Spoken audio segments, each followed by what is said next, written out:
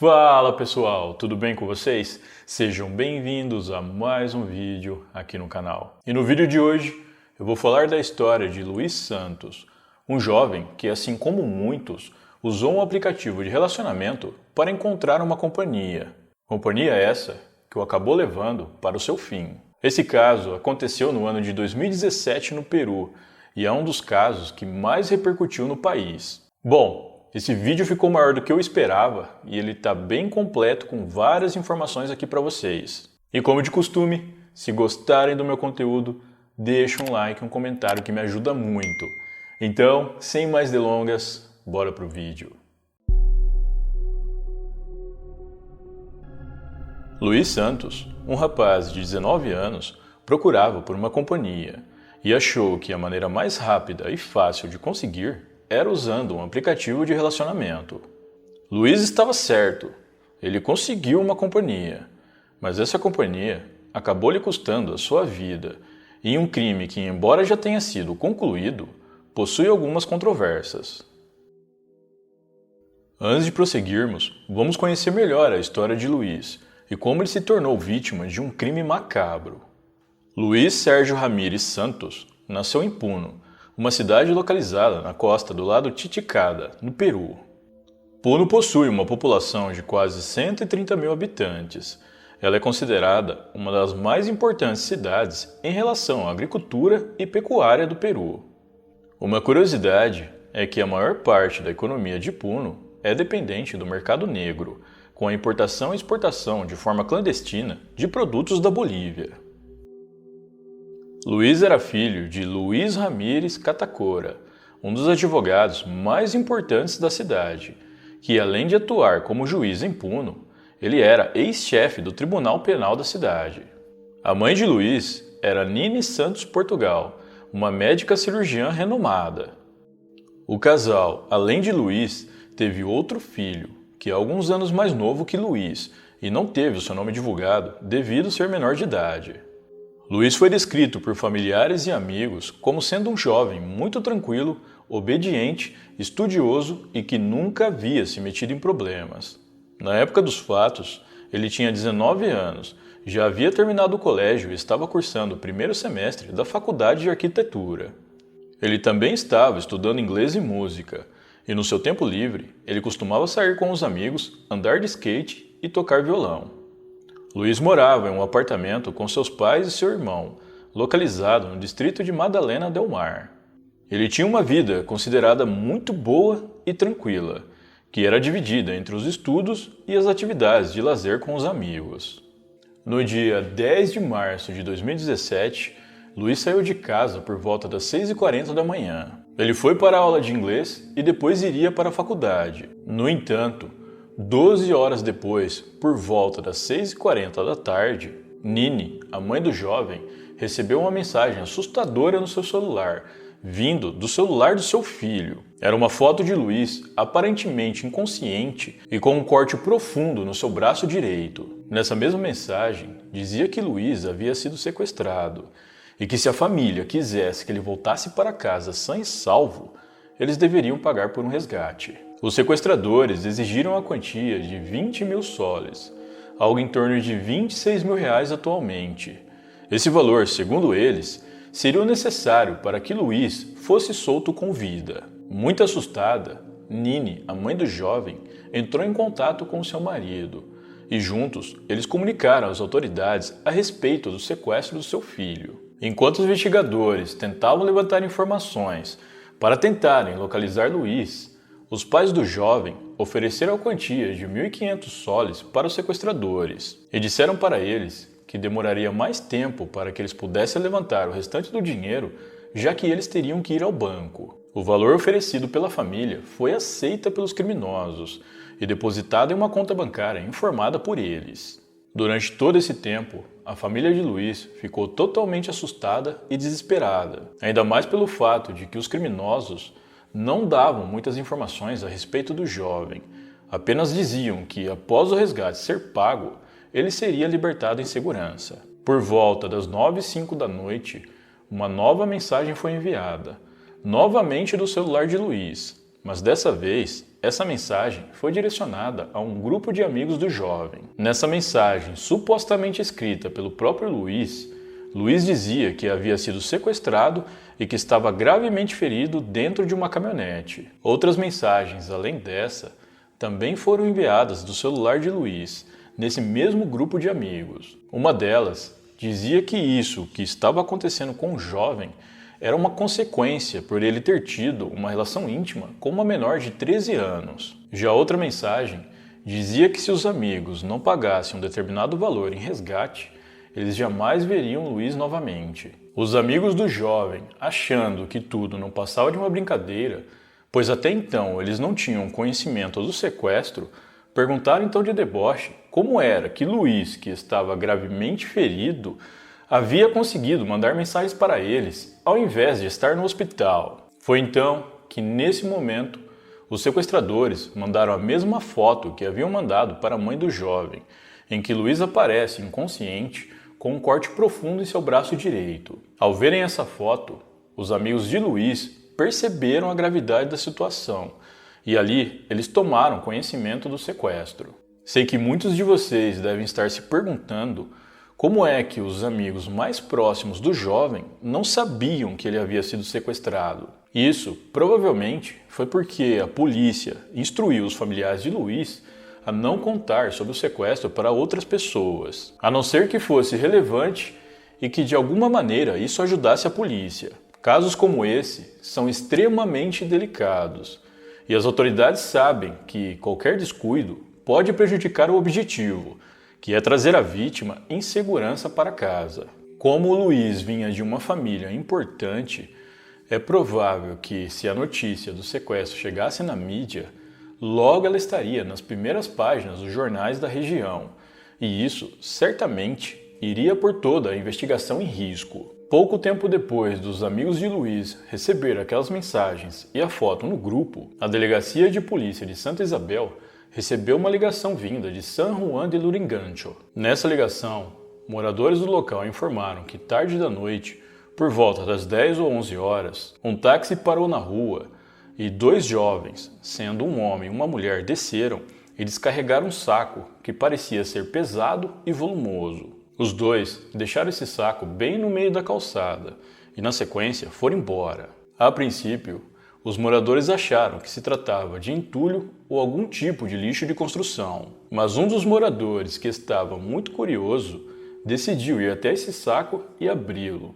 e dentro dele havia o corpo de um jovem.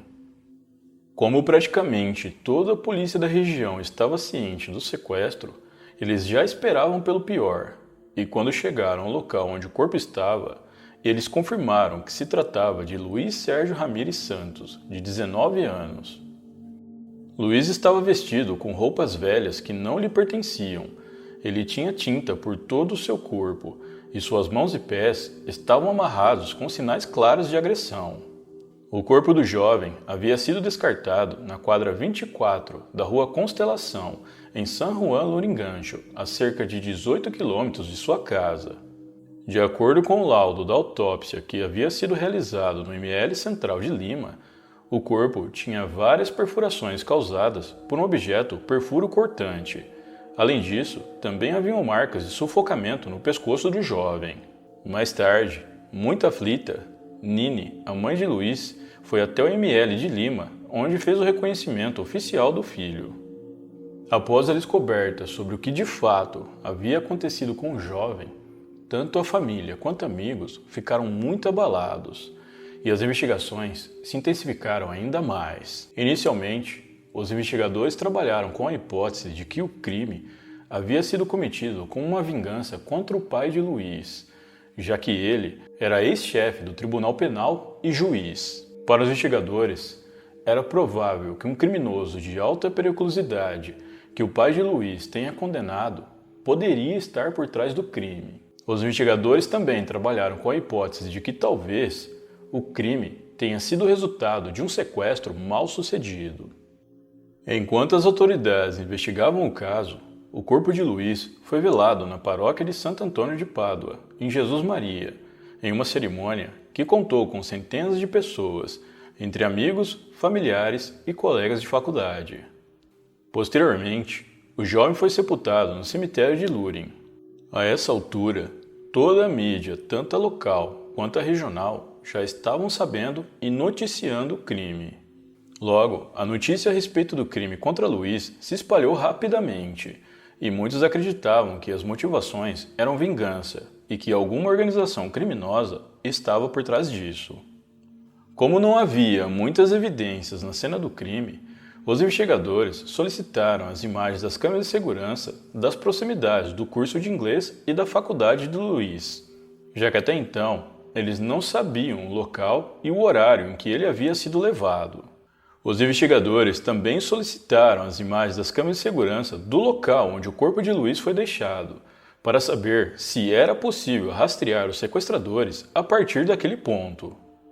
Cerca de uma semana depois, no dia 16 de março de 2017, os investigadores da Polícia Nacional do Peru anunciaram a prisão de 3 suspeitos do crime: os irmãos Ana Lúcia Carranza Tiara, de 21 anos, Eduardo Carranza Tiara, de 31, e a mãe dos dois, Irma Evangelista, de 63 anos.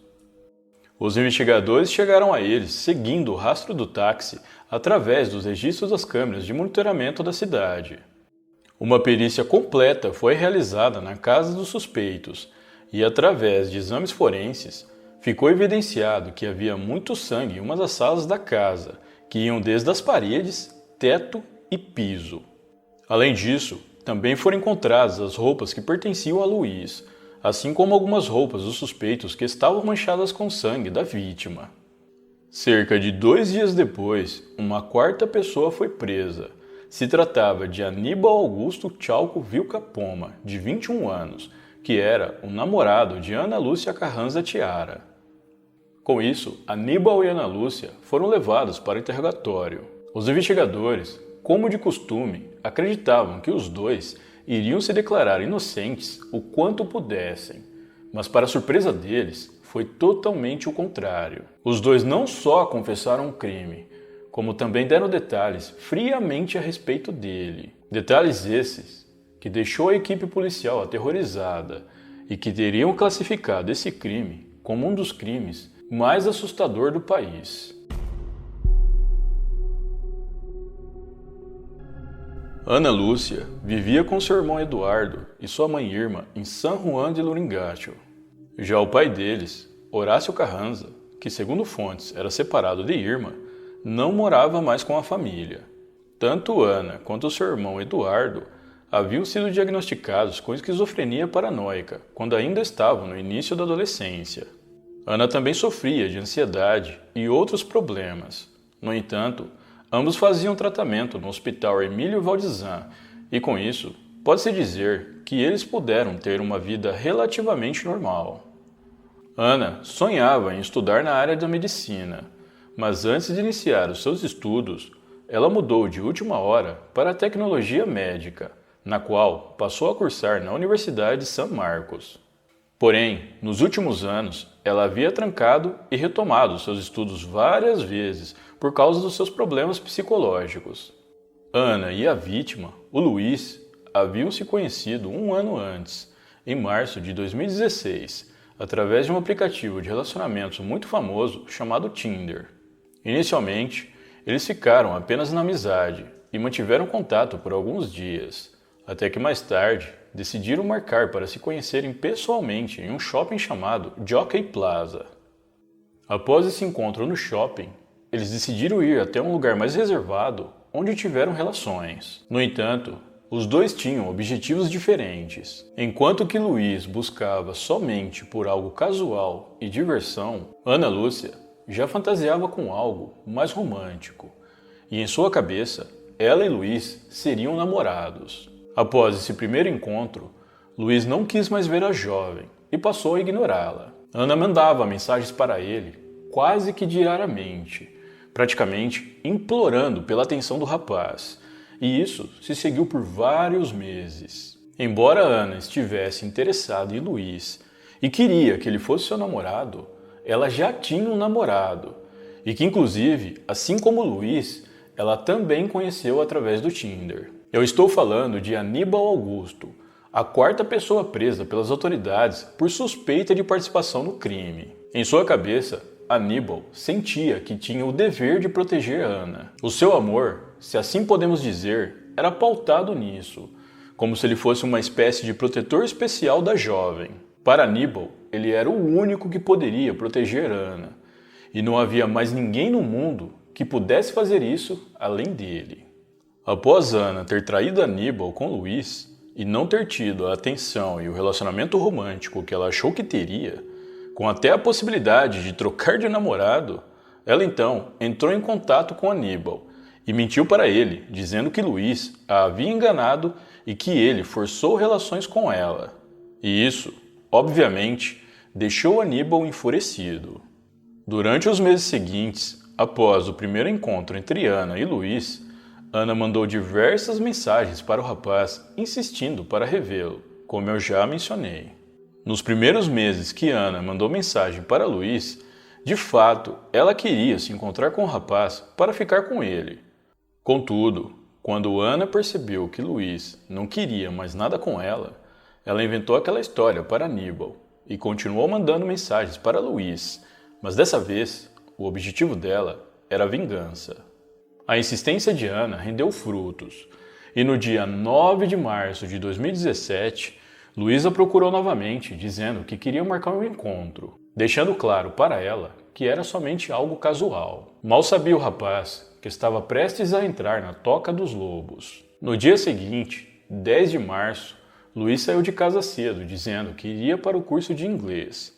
Mas, na verdade, ele foi até a estação Los Jardines, onde se encontrou com Ana, e de lá eles partiram juntos até a casa dela, onde supostamente estariam sozinhos. No entanto, assim que Luiz entrou na casa de Ana, ele se deparou com outro homem, Aníbal, que o estava esperando com uma espada em mãos. Sem falar uma única palavra, Aníbal partiu para cima de Luiz, lhe causando 2 grandes ferimentos, um no braço direito e outro no peito. O corte no braço havia sido muito profundo, o que causou uma grande perda de sangue, fazendo com que Luiz ficasse caído no chão. Durante todo o tempo, Ana exigia que Luiz pedisse desculpas para ela por ter se aproveitado dela, mas o rapaz negou. Com isso, Ana e Aníbal teriam agredido Luiz por várias horas. O casal fez com o rapaz as piores maldades que se possa imaginar, cujos detalhes são tão sórdidos que nem foram liberados ao público.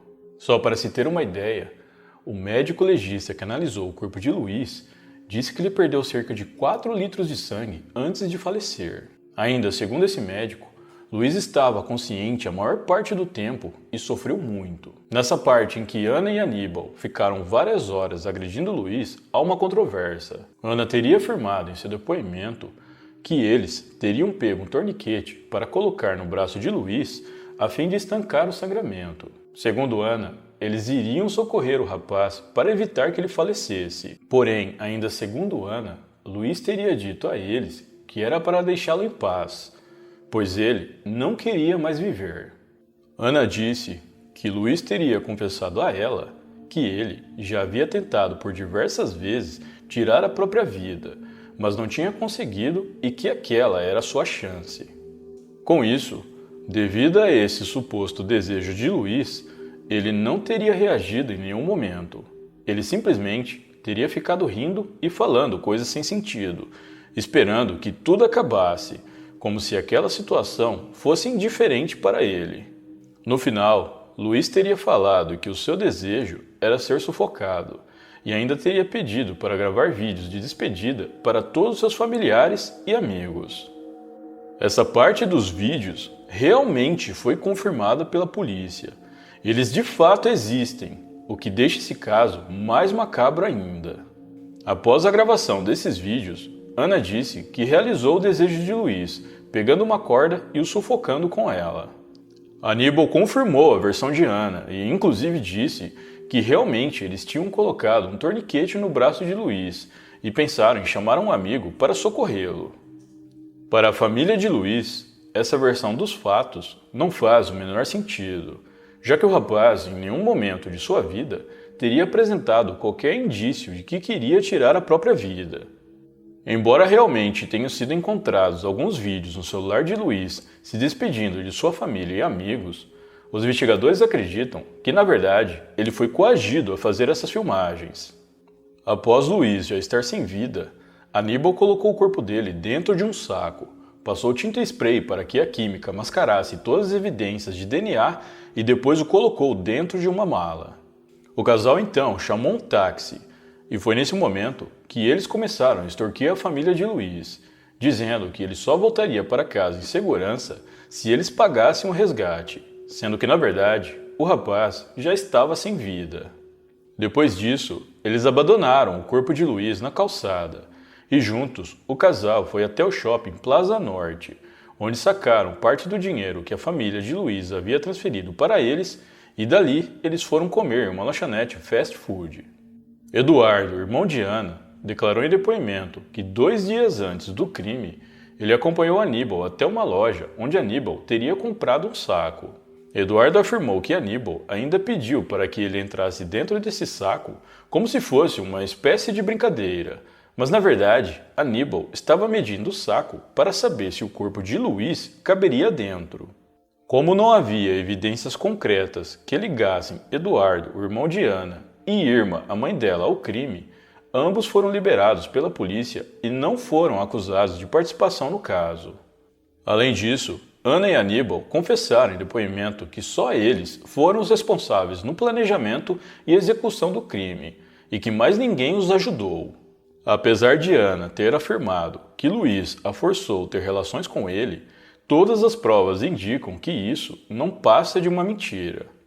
No mesmo dia em que ela saiu com Luiz, logo após o encontro dos dois, ela mandou várias mensagens para ele dizendo que adorou o encontro e mal podia esperar pelo próximo, algo que ela jamais faria se de fato Luiz tivesse a forçado a alguma coisa. Com isso, os investigadores concluíram que o ato foi consensual e que Ana inventou essa história para ajudar no seu plano de vingança.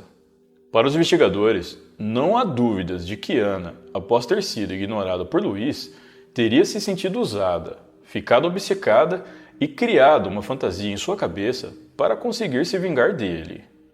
Os investigadores concluíram também que Ana se aproveitou do afeto que Aníbal sente por ela e o manipulou para que ele a ajudasse a cometer o crime.